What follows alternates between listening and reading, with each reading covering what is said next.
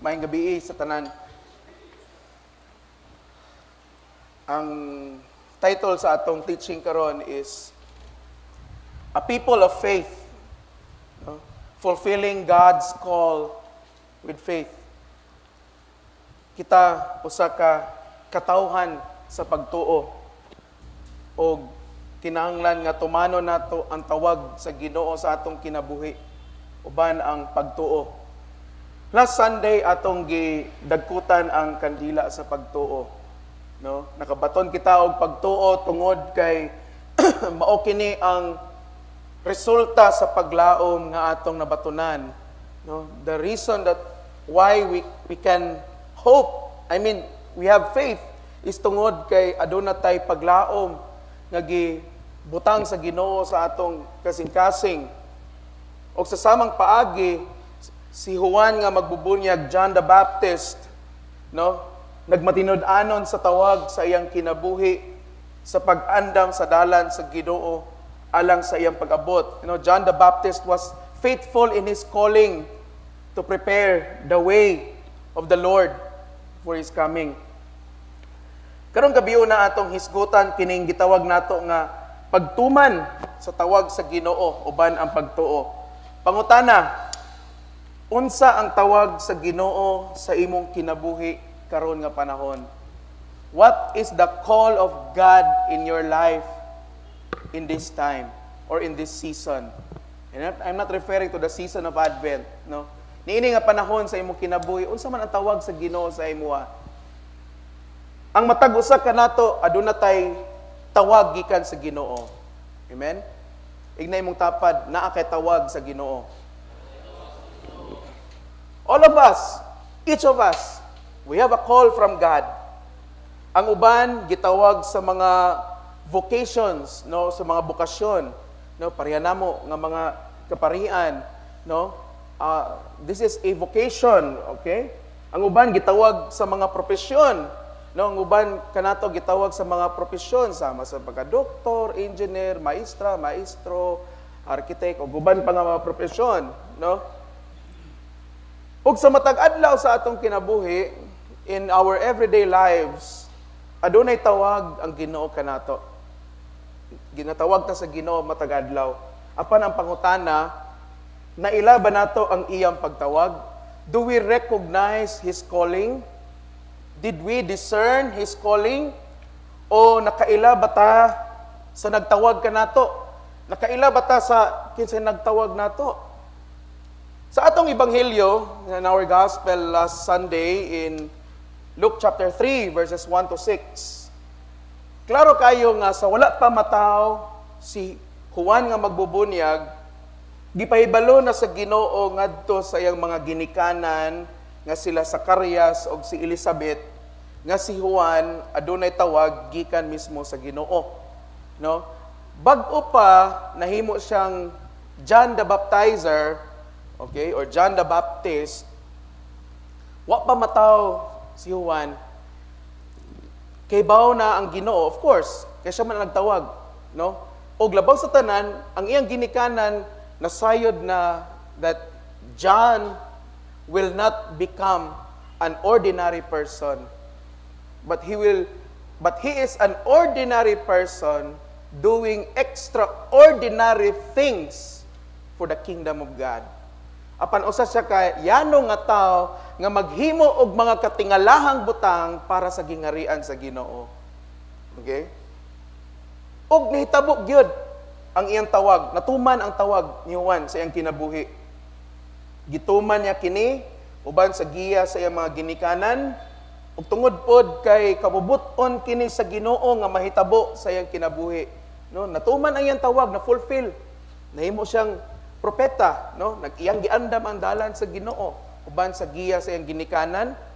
But at the same time, kabubuton gyud sa Ginoo nga mahitabo tua sa iyang kinabuhi. Pero dili lang kutob didto ang iyang tawag.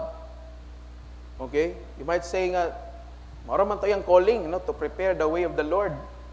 Pero sa matag adlaw nga sa iyang pagpuyo didto sa kamingawan, no, in each day that he lived in the wilderness, kanunay nga nagapadayag ang Ginoo sa iya. No, every day sa iyang kinabuhi, kanunay nga nakigistorya ang Ginoo sa iya. O namati usab siya ni ining tanan. Okay? Mao nga sa atong kinabuhi pod, sa wala pa ta mataw ni ini nga kalibutan, aduna nay mga pinasahi or mga special nga tawag ang Ginoo kanato. Do you believe on that? No? Nga naat pagkatao pa lang nato sa kalibutan, nanatay mga gitawag nato nga mga pinasahi nga mga tawag. No? Ug sa matag adlaw sa atong kinabuhi, ang Ginoo sab nakigistorya kanato. No? Every day in our lives, God is speaking and talking to us. Every minute, in fact. Naghatag kanato og mga instructions sa ngayan natong himuon sa matag adlaw og sa mga desisyon nga atong pagdesisyonan. Pero dunay duha ka babag niining gitawag nato nga tawag sa Ginoo. Una, wala ta naka-recognize nga aduna di ay tay tawag sa Ginoo. Ug ang Ginoo di ay nagtawag kanato. No? Manang una nga hindrance. Wala nato ma-recognize nga it is God who is calling us. Ug worse, wala nato na-recognize nga doon na di tay tawag. That's why a lot of people karon nga panahon sa ilang pagpadayon sa ilang kinabuhi, daghan karon nga mga tao nga wala kanang adunay gitawag nga loss of purpose, no? Ang uban mobati nga murag wala man koy katuyuan niini nga kalibutan. Unsa man gid akong mission di ay daghan mangutanan nato. Unsa may akong mission? Unsa may akong role niini nga kalibutan? Tawagon pa nato role kay murag drama-drama lang ba? Binato ka na murag drama-drama lang ang kalibutan bitaw. Unya ang director ang Ginoo. Kapan mga igsoon dili drama ni ang tanan ha. No? Each of us has that call from God in our lives. Special call to be exact. And the reason why we cannot accept that call, ang rason nga hindi na ito madawat ng tawag, tungod kayo matakabalo nga gitawag da ita. Okay? O ang ikaduha nga babag, no? Nasayod na ta, nga gitawag ta, okay? Nakabalo na ta, nga gitawag ta, pero wala tay gihimo og nagpabilin ta nga nagpakabungol niini. Okay? Lahi itong wala ka naka-recognize sa nga ang Ginoo nagtawag nimo, wala ka nakabalo nga nadi kay tawag. Og lahi po ning nakabalo ka nga gitawag kas Ginoo, nakitawag pero wa kay gihimo. No? Mao nga nangutana ko ninyo kaganina kung unsa ang tawag sa Ginoo kaninyo karon nga panahon. No? Gitawag ba ka niya karon nga panahon sa pagbalik diya kaniya kay dugay nakakaayong nawala sa iyang presensya? Gitawag ba ka niya sa paghinulsol? Is God calling you to repentance karon nga panahon? Gitawag ba kaniya nga mutuman sa imong mga pinasahi nga mga tawag nga iyang giandam sa imong kinabuhi? Is God calling you right now in this time to fulfill that call nga dugay na nimong gilikay-likayan? Okay? Matod pa, no? Matod pa sa Salmo 95, Psalms 95 verses 8 to 9, no? In Cebuano, kung madungog ninyo karon ang tingog sa Dios, ayaw patig-aha ang inyong kasing-kasing sama sa gibuhat sa inyong mga katigulangan kaniadto didto sa Meriba, ingon man sa dihang didto sila sa kamingawan sa Masa. Miingon ang Dios, didto gisulayan nila ako bisan nakita na nila ang akong gihimo alang kanila. The psalmist, no, reminds us nga kung madungog nato karon ang tingog sa Ginoo, dili nato patig-ahon ang atong kasing-kasing. You know? In English, today, if you will hear His voice, do not harden your hearts. Sa uban Cebuano translation, nag-ingon nga, kung karon adlaw madungog ninyo ang iyang tingog, ayaw kamo pagpagahi og ulo. Okay? Ngano man, because adunay example nga gihatag, no? The example refers to the Israelites na naglibot-libot in the wilderness for 40 years. Okay? Take note, nganong nasuko ang Ginoo? Ingon siya, in verse 9, didto gisulayan nila ako bisan nakita na nila ang akong gihimo alang kanila. The Israelites wandered the desert or the wilderness sa 40 ka tuig. Aya sila nakaabot sa promised land nga gihatag sa Ginoo sa ila. Ngano man, tungod kay gitawag na sila sa Ginoo, pero nagpabungol-bungol og labaw sa tanan, wala sila motubag niini nga tawag. That was the consequence. Unsa ang consequence? Na-delay hinuon ang ilang pag-abot. Okay? Mga kaigsuonan, kung kadungog na ka, nga gitawag ka sa Ginoo alang sa usa ka buluhaton, pinasahi nga tawag, o bisan gani sa pinasahi nga mga sugo or instructions niya sa imong kinabuhi, palihog, ayaw pagpabungol-bungol, ug ayaw paghahia ang imong kasing-kasing ug ulo. Amen? Ignay mong tapad, ayaw pagpabungol-bungol. Igna pagyod, ayaw paghahia ang imong kasing-kasing. Do not harden your heart. That was the special instruction yatag sa Ginoo. Kung kahibaw na ka, nga gitawag ka sa Ginoo, ayaw pagpabungol-bungol. No? Ngano man, tungod kay sa langit, walay bungol. Ha? Wala ba tayo bungol sa langit? Ngano man, kay ang tanan nga tao nga niadto og langit, mao kato ang tanan nga mga tao nga nakadungog sa tingog sa Ginoo og nagsunod niini. Amen? And I'm not talking about physical deafness. Wala ko magisgot og kanang physical nga pagkabungol. I'm talking about if there is spiritual blindness, na po'y gitawag nga spiritual deafness. Kanang mabungol ang atong espiritu. Nganong mang mabungol ang atong espiritu? Fapo kay atong ebanghelyo karon nga adlaw. No, in Matthew 11:28-30, come to me, all of you who are weary and burdened, and I will give you rest.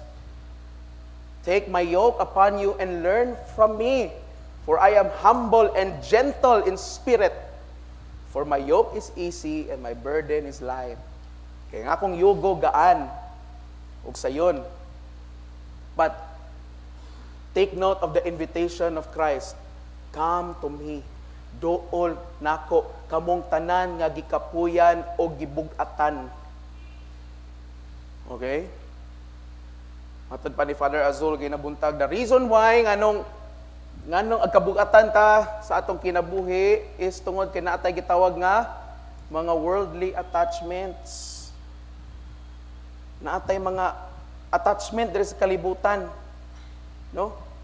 Naka-attach ta sa atong kwarta, naka-attach ta sa atong trabaho, naka-attach ta sa atong dungog, naka-attach ta sa ato ang pagkasikat, naka-attach ta sa atong pagkainila, nag-attach ta sa uban pa nga mga kalibutanon nga mga butang. Og ang reason, ang epekto ni ana nesamot hinuon kabugat ang atong kinabuhi. Okay? That's why we have to detach ourselves from the world and attach ourselves to the kingdom of God. Kinahanglan nga buhian nato ang kalibutan o unsa man mukupot, no? We attach ourselves sa gingarian sa Ginoo, especially in the yoke of God, no? Ato pa rin Father Azol, dili pwede nga mag-arsa ka sa yugo sa Ginoo at the same time nag-arsaha pud ka sa imong yugo na doble na hinuon, no? Di ba ang yugo, no, the yoke? Dili the yoke nga kanang to similar sa ginamos ba? The yoke to siya, the yoke. Ang yoke ba, yoke, the yoke, no? Di ba kuan man na kanang ang itsura ana is taas na nga kahoy nga good for two people. Kay ang purpose is to share the load, ang kabugaton. No, dili ang kanang kuan ang call load, text load na, the kabugaton. I-share na siya. So unsaon daw nato, matud pa ni Father Azul, unsaon daw nato pag-arsa sa yugo sa Ginoo? Kung nag-arsaha patag yugo nato, nya dili nato willing buhian ang yugo nga atong gipas-an. No? Alang nga mo ipatong nimo si babaw ang yugo sa Ginoo. Imbes nga gaan ra unta, bugat kay ngano man. Gaan man tong yugo sa Ginoo, pero ang imuha may bugat. That's why we have to do is to put down that yoke and take up the yoke of Christ. Butang nato atong yugo, pasano na to ang yugo ni Ginoong Kristo. Mga igsoon, kung magpasan naman lang ganit ta sa og bisan unsa sa atong kinabuhi, kana pong mga langit non nga mga palasanon. Amen? If we are going to carry some things in our lives, please let us carry heavenly things. Okay? Ito pa rin St. Paul in Colossians chapter 3 verse 2, set your mind on the things above, not on the things of this earth. No? Huna-hunaa. Take note, huna-hunaa ang mga langit nun nga mga butang. Ayaw ang mga kalibutano mga butang. Kay pag diri gani sa kalibutan ang atong hunahuna, maunang bugat jud permi ang atong ulo. Permi aburido sa problema, kabalaka, kahadlo. No? Ngano man, kay those things are worldly cares. Mga kalibutanon nga mga palasanon o mga kabalaka. But God tells us in 1 Peter 5:7, cast all your cares unto Him because He cares for you. Ihatag kaniya ang tanan ninyong mga kabugaton. Are you willing to do that? Anda mamuhi mo, anak? Lord, dili lang ko. Kay attach kay ko sa akong pamilya. Love ka na ko sila, Lord. Maglisod ko og buhi, anak. I think we can all agree. Kitang tanan, palangga na to atong pamilya, right? We can all agree with that. And nothing is wrong. Wala sayop, anak. But you want to find out unsay sayop ni anak?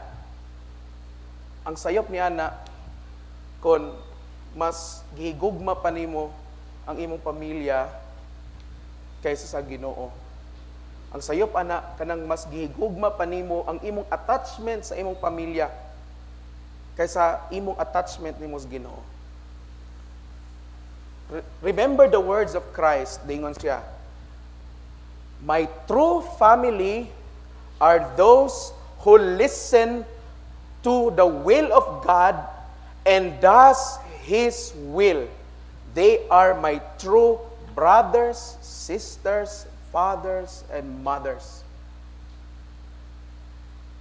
Kung gusto gid ka nga mahisakop ka sa pamilya sa Ginoo, ang membro sa pamilya sa Ginoo kadtong mga tao nga naghimo og nagtuman sa iyang kabubuton.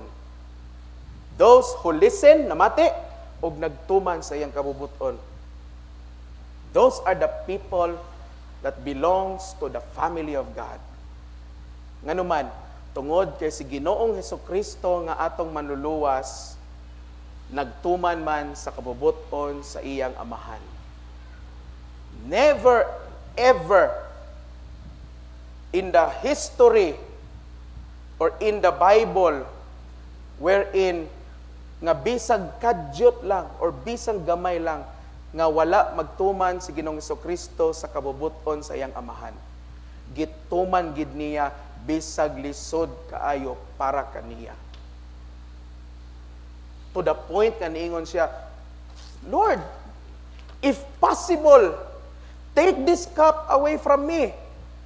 Kung mahimo Ginoo, kung mahimo Amahan, kuhaan ning kupa nga niya sa atubangan. The cup that he was referring to is the cup wherein his blood will be poured out. Ang iyang dugo. The sufferings nga iyang pag-aagian. But because God came, Jesus came, meaning nga kalibutan, humbling Himself, nagpaubos sa iyang kaugalingon, becoming obedient even unto death. Nagmasinugtanon sa Ginoo, kung sa Tagalog pa, kahit sa bingit ng kamatayan. Even to the point of death, Jesus remained obedient.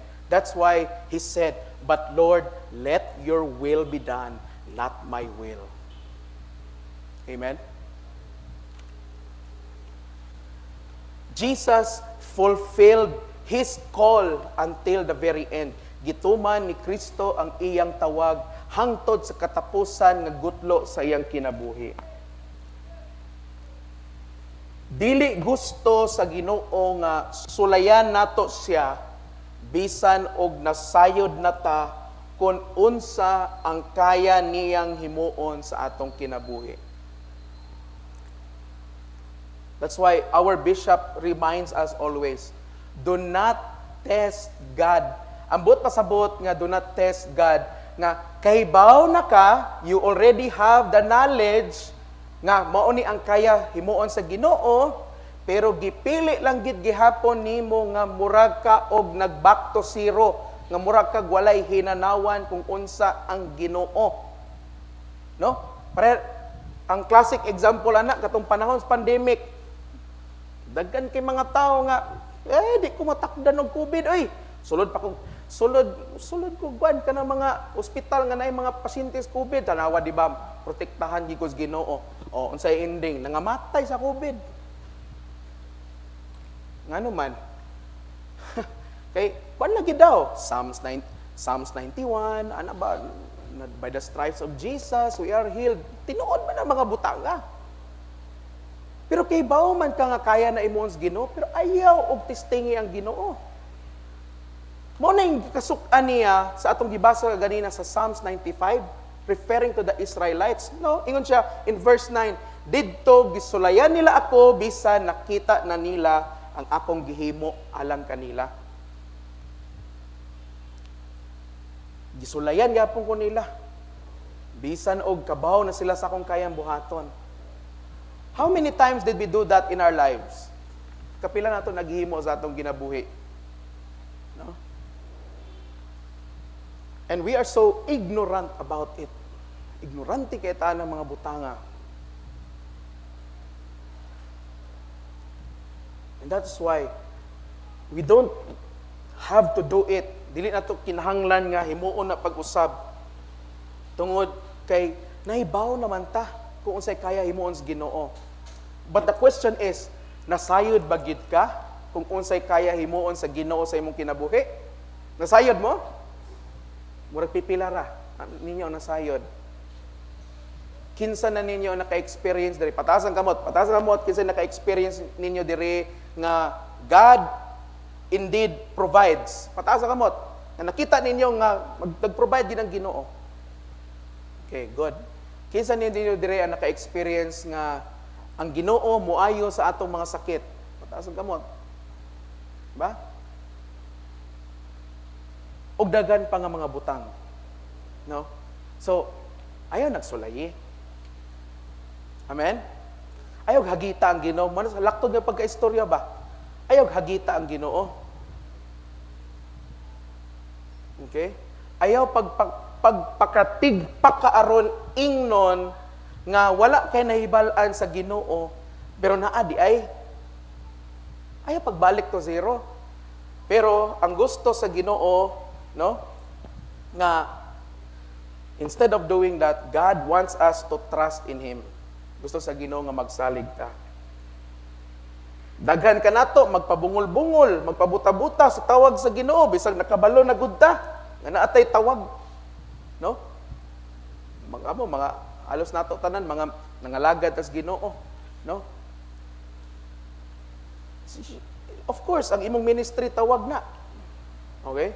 Pero daghan pa kay mga tawag ang Ginoo sa imong kinabuhi nga ikaw rin nasayod. No?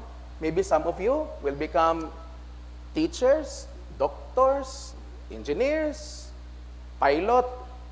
Ang uban, pilot pen. Diba? Businessmen, businesswomen, mayor siguro, mayor sa Ingog, takabalo. Presidente sa Pilipinas, mga deacons, mga pare, mga obispo, no? Kung daghan nato din no?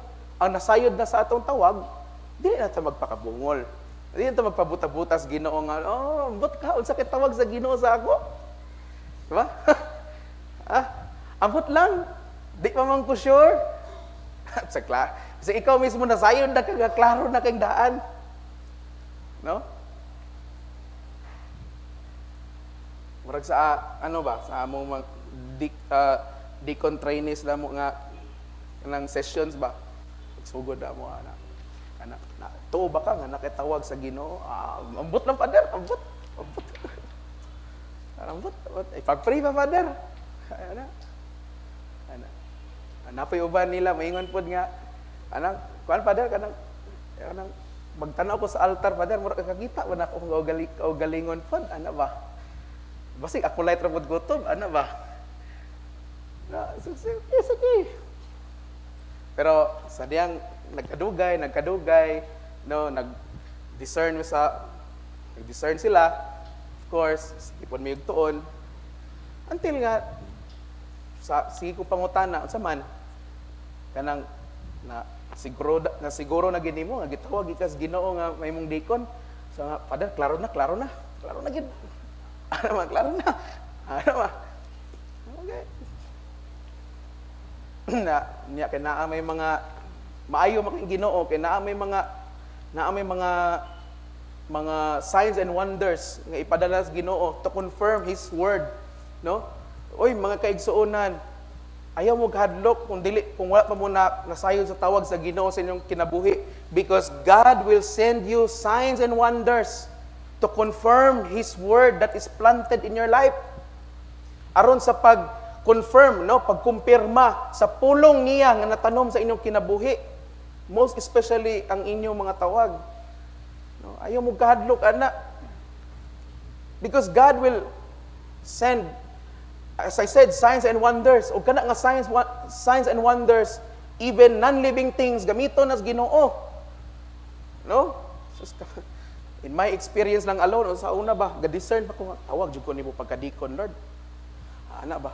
Nausahin na dito sa mga patalasta sa TV bitaw, na dito ang confirmation ba na ako random ra ka nagtanong TV ba? Saon man ni mga kwanto sa ito sa game show ni Willie Rebillami. Ana to dito sa Showtime, ana ko ba binuang magili style naman ko. Pero sa sige na kung likay-likay, sige pug dagan padala ang Ginoo kwan nga gitawag lagi ka kagahi ba nimo ulo. Diba? Hangtod nga nang surrender lagi ko sa Ginoo. Sige Lord, paano ko'y mahimo? Lord, I completely and I humbly say yes to your call. Mana nakita-kita ta diri karon. No?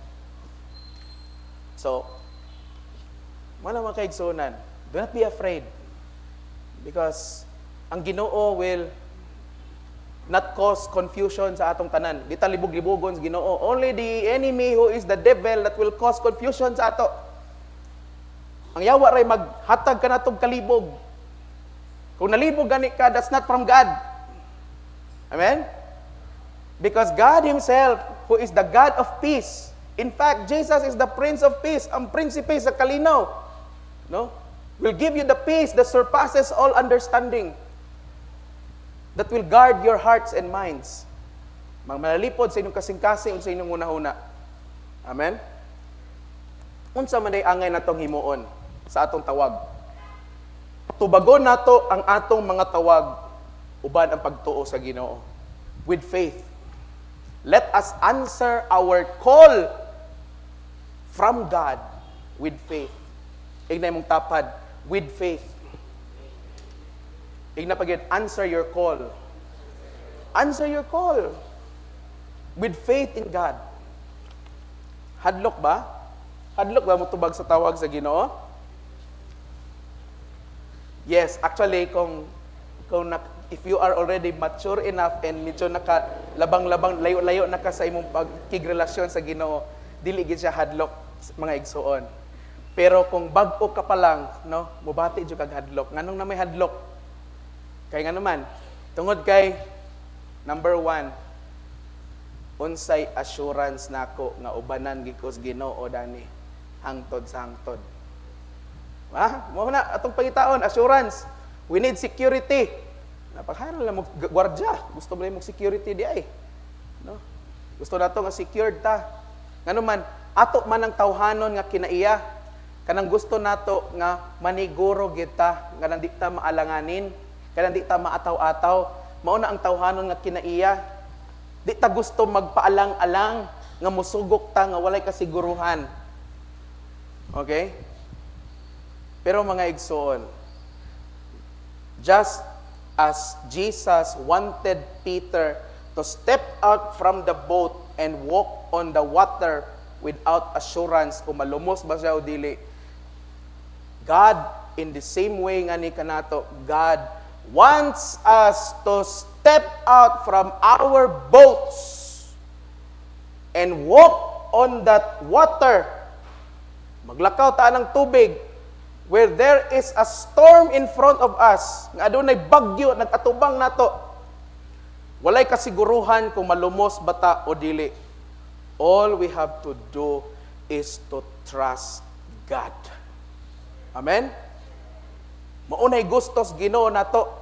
Dili gusto ang Ginoo nga maanad ta permi nga kada tubag na lang nato sa iya ha.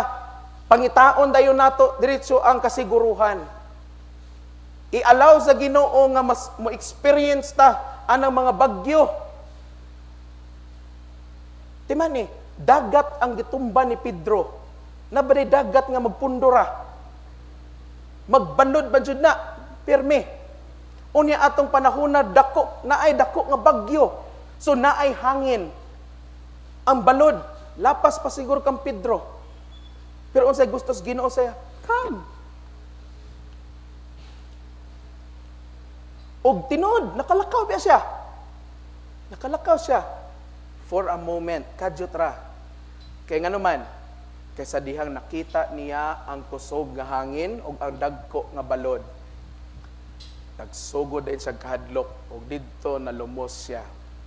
Diba? O giluwas din siya ni Ginoong Jesucristo.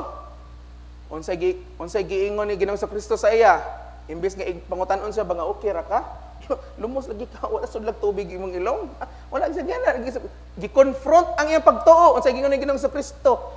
Nganong nagduha-duha man ka? O you of little faith.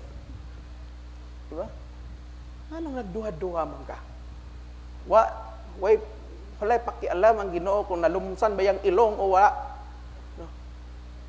Ang concern sa Ginoo ang atong pagtuo. Amen? Ang Ginoo, ayaw mo expect nga mangumusta ng Ginoo, kira ka nak. Nanaumo mo na malagi ka diya, nak. God will confront our faith. That's why the second Sunday of Advent reminds us of our faith. No? Ang atong pagtuo. Ang atong mga tawag, hadlok ba? Yes, hadlok. Sobra. Whether pinasahi na nga tawag nimo or adlaw-adlaw nga tawag sa Ginoo. Sample gitawag ka sa Ginoo pag ginulsol, hadlok ba maginulsol? Perteng hadlok ka. Hadlok oy. Kana maginulsol, hadlok. But answer the call of God with faith. Tubaga ang tawag sa Ginoo. Motuo og mosalig ta nga bisan asa man ta dalhon niini nga tawag sa atong kinabuhi. Bisan og tan-aw nimo nga dili ordinaryo ang mga pamaagi sa pagtuman niini, o dili kasaligan ang imong kaugalingon ug ang uban pa, apan tuo nga dad-on ka sa imong pagtuo ngadto sa nagtawag kanimo nga mao ang Ginoo. Trust that your faith will bring you to the one who has called you. Amen? Tuuhi. To, Pader, kay ikaw may nagtawag na ako. Ikaw may naingon na ako, Pader, nga bakoy tawag sa akong kinabuhi. Sipyat man ka. Tinubya. Ay, tuon ako. Ay, tuon ako. Tuo sa Ginoo. Ha? Tuo sa Ginoo. Ay, mong tuo. No? Munang di gin mo claim nga kami, nga inyong mga leader, paluwas sa inyo. Unahon pa na magluwas siguro ang kaugalingon. Kaya nga naman, ing anak mi katawhanon. Ing anak mi ka-imperfect. Mauna nga trust to the one who has called you. Pagsalig, pagtuo. Ibutang ang inyong pagsalig o pagtuo sa nagtawag kaninyo. Question. Kamong tanan nga ni adire, do you believe nga dinhi, nga communion, dinhi nga simbahan gid mo gitawag sa Ginoo? Do you believe on that? Then walay rason nga nung mubiya ta niining nga simbahan. Amen? Walay rason nga mubiya ta sa atong mga tawag, sa atong mga ministries. No? Kaya naman, kung sigurado ka, pero kung alang-alang ka, mauna nga, anytime, kung kanus-an mo gusto, pwede nimo biyaan ang imong ministry, ang imong tawag, ang imong simbahan, no? O labaw sa tanan, anytime pwede nimo biyaan ang Ginoo kung alang-alang ang imong pagtuo. Labi na kung ang imong pagtuo gitawag nga shaky, kanang dali ra matarog. Okay? Mao nga importante natong tanan nga mga Kristohanon nga makarecognize ta sa tawag sa Ginoo sa atong kinabuhi. Ug ato ning tumanon, no? Sama ni Juan nga magbubunyag. Kay kun wala niya tumana ni Juan ang iyang tawag, dili andam ang pag-abot ni Ginoong Hesukristo sa kalibutan. Kay wala na andam ang iyang dalan. Kay adunay usa ka tawo nga wala magtuman sa ilang tawag. Imagine, ang tanan tao sa kalibutan nagtuman na sa tawag sa Ginoo, ni ikaw ray wala. Okay ra na, Father. Ay, pila ra man ang isa ka buok. Ha? Mga igsoon, dili ingana. When one person answers the call of God, everything moves. Every person will also respond. No? Bisag usa lang ka tawo, niini nga kalibutan, mutuman o mutubag sa tawag sa Ginoo sa ilang kinabuhi, ang tanan nga mga tao sab, they also respond. We also respond. That's why this is my reminder kanatong tanan. When God moves, you move. Kung manglihok, mamuhat gani ang Ginoo, lihok pod. Nabitaw Bisaya bitaw nga kanang sambingay kanang panultihon, lihok taw kitabangan ko ikaw. No? Kung move na ang Ginoo, move pod. Ayaw pagpabilin-bilin. Kay literal gid nga mabilin ka. Okay? Kung si John the Baptist wala magtuman sa iyang tawag, ingon siya nga, tuo man kada ng mga prophecy, dili ko magpare ra ko pa, sama nimo pa. Dili na ko sa templo. O sige, pare siya. What do you think will happen ka? Ang mission sa Ginoo saya is to prepare the way. Naakay mo andam. No? Naakay mo tuo kang Ginoong Hesukristo? No? Maybe yes, maybe no. But one thing is for sure, if John did not participate and cooperate, in the will of God for his life, everything will be delayed. Wala nga gid ang tanan. Na? Sige lang, Father, kay maayo bitaw ang Ginoo, kay i-restore bitaw gyapon sa Ginoo. Gusto ka maparehas ka sa mga Israelite? No? Ang promised land, dali ra unta kay nila tabukon. Siguro mga adlaw lang siguro ba? Pila ka adlaw. Pero sa inang ka naabtag 40 ka tuig. Ha? 40 years. And even the psalmist, naingon siya, 40 years was I grieved with this generation. Ingon ang Ginoo nga, 40 ka tuig ko nasuko ni ini nga kaliwat. Because of their disobedience. Because of their thinking nga, okay ra nga, maglangay-langay ta. Okay ra nga magsupak-supak tas Ginoo. Mao na mga igsoon, the same reminder I give you tonight. Today, if you will hear God's voice, do not delay in listening to Him. Amen? Ug labaw sa tanan, do not delay sa pagtuman kung unsa iyang gisulti nimo. Because if God has already spoken to you, it will really happen whether you like it or you will like it. Mahitabo gyud na. Og walay makapugong og makababag ni ana. Amen? If it's meant for you, then it's really for you. Way makailog ana, walay makababag, way makatutol ana. Tungod kay that is God's call in your life. Mauna nga, unsa may solusyon? Have faith in the one nga nagtawag sa imo. Amen? Announcement. Karong